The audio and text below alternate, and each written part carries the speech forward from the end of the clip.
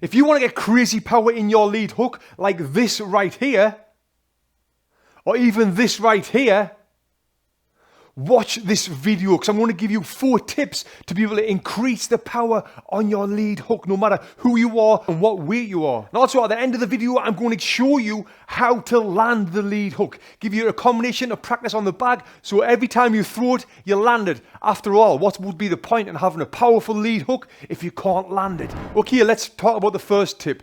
And with this, I'm going to show you the way Mike Tyson used to do it and the way that I think you should do it because guess what? You're not Mike Tyson. I'm not Mike Tyson, so I wouldn't do it that way. And Mike Tyson used to really step and kind of jump to get that power in the lead hook, just like this here.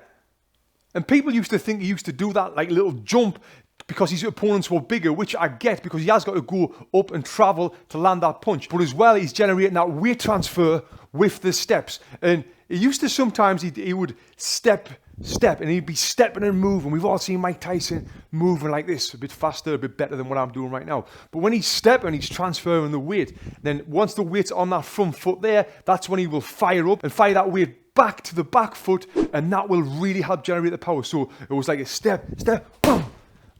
And you're seeing crazy power. Now, one thing that will work for you, that works for me, is stepping with the front foot and punching at the same time. And it looks like this.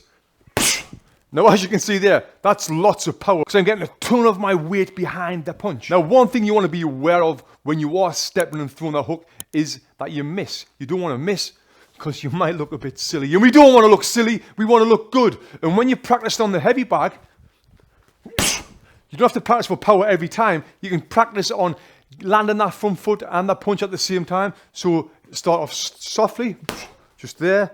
1, 2. Now I'm getting the hang of that. Now what I can do is really whip that power in. Now moving on to tip number 2, which you might have noticed I did there, is I exhale when I throw the punch. Now, why am I exhaling? Well, it's because I'm staying relaxed. Often people will try and throw that big power punch and they'll be holding the breath. Nah, mate. You want to relax the full shoulders, relax the body, relax the hips, relax the arms. The only thing that's going to be tight is when you throw the punch is your fist in your lead hand. So I'm here. Everything's relaxed. Tight fist there. There. And I'm exhaling. The exhaling as I punch is helping me stay relaxed. Now moving on to number 3 is turning your hip. This is another way to transfer the weight. Now, you're not going to get as much weight as by with a big step and turning into it, but you are going to get some serious power because if you think, if I'm up close to an opponent here, I can't really step and get that power into the punch. But what I can do is turn the hip. And as I turn the hip, I'm turning the front foot. And in slow motion, when I do it, I'm transferring the weight to my back foot there. So here, 50-50.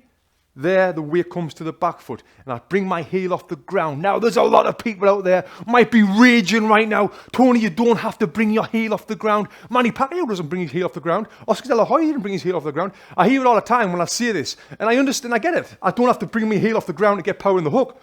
Still getting power there, but when I do bring my heel off the ground, I'm going to get that extra bit rotation, and guess what? With that extra bit rotation, what comes? An extra little bit of power. Now again, you don't have to do it, but I would always practice this. Now moving on to tip number 4 is setting the punch up. Now you can set the punch up with either a cross, because if you think about it, if I threw that cross, now I've got 60% of the weight on my front leg here. Now what I'm going to do, I'm going to bring that cross back to my face and throw that hook. Now this weight transfer gets even more power into the punch. So I'm there, 60% on the front foot. Then when I bring my weight back, I'm whipping the hip around, whoom. And that right there is getting more power into the punch by getting in the position to throw the hook. It doesn't have to be a cross, it could be a slip. I've slipped, the weight's on the front foot right here, back heel's off the ground. I'm going to drop that back heel, bring the front heel off the ground and throw the hook at the same time. And that right there will get so much power in the punch. So now I'm going to give you a great combination that you can practice on the heavy bag to have success landing this punch. But first, watch this, because this is the sponsor of today's video that you will love.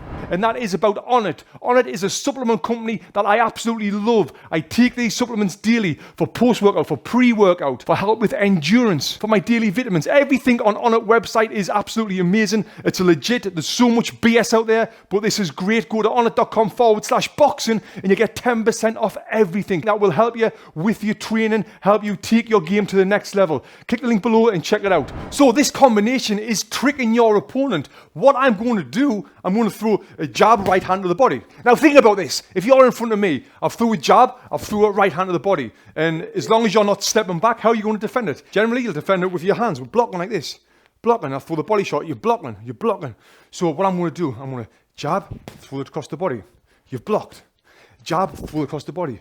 You've blocked. This time, jab, feint across to the body. As I'm feinting, I'm bringing the weight to my front foot. And then from there, whoop, whipping in that big left hook as your hands come down. And it will look like this. Jab the head right on the body, setting them up. Setting them up. I'm being one step ahead right now. Setting them up again. Now he thinks I'm going to throw that jab the head right on the body. I'm going to feint that right on the body and throw that hook as his hands come down. So I'm here. Oh, look at that. A great combination for you to practice. But it's very important that that feint that you throw the body is very realistic. And I've created a full video for you right here telling you exactly how to feint when you're throwing punches. Click here and watch this video next on how to feint.